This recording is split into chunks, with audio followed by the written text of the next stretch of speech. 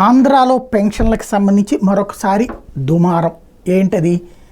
అందరికీ ఇళ్ళ దగ్గరికి ఎందుకు వెళ్ళేవారు, ఎట్లా ఇస్తారు? ఇదివరకు వాలంటీర్లు ఉండేవాళ్ళు 2,60,000 మంది. వాళ్ళకి ఆల్టర్నేటివ్ చూడమని చెప్పి ఈసీ చెప్పింది.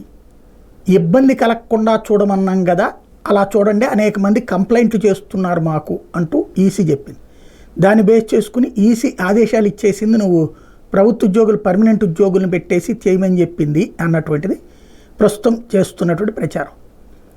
ప్రభుత్వ ఉద్యోగులతో రెవెన్యూ వాళ్ళతో పెట్టించు, వీళ్ళతో పెట్టించు, వాళ్ళతో పెట్టించని ఈసీ చెప్పదు. చెప్పినటువంటి అవకాశం ఇబ్బంది లేకుండా చూడండి. ఇబ్బంది అనేది ఏ పాయింట్ ఆఫ్ వ్యూలో నుంచి? ఇంటి దగ్గరికి తీసుకెళ్ళి అందరికీ ఇవ్వండి అని ఈసీ చెప్పట్లేదు ఇక్కడ. అసలు లాజిక్ అది. అసలు వీళ్ళందరూ కూడా మొన్నటిదాకా చెప్పింది ఏంటి? ఎందుకు ఇళ్ళ దగ్గరికి వెళ్ళి ఇవ్వాలి అనినే కదా చెప్పింది.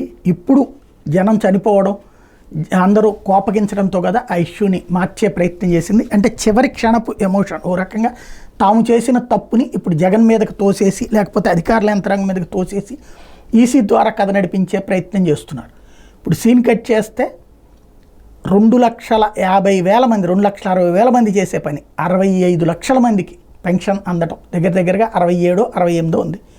అంతమందికి అందించడం అంటే ఎంతమంది ఉద్యోగులు పెట్టాలి? 2 లక్షల మంది ఉద్యోగులు పెట్టాలి. అప్పుడు ఇక ఎన్నికలకి ఎవరు పని చేయకూడదు, అందరూ ఇదే పని మీద ఉండాలి. వాళ్ళకి ముందు ఆ తంబు ఎట్లా తీసుకోవాలి ఇదొక ట్రైనింగ్ ఇవ్వాలా, వాళ్ళు డబ్బులు డ్రా చేసుకోవడం ఇదంతా ట్రైనింగ్ ఇవ్వాలి. లేదా సచివాలయాల సిబ్బంది, ఇప్పుడు ఆ సచివాలయాల సిబ్బంది కూడా జగన్ నియామకాలే కదా. మరి వాళ్ళు ఇప్పటిదాకా దుర్మార్గులు అయ్యారు కదా, ఇప్పుడు సన్మార్గులు ఎట్లయిపోతున్నారు అంటే అంతే.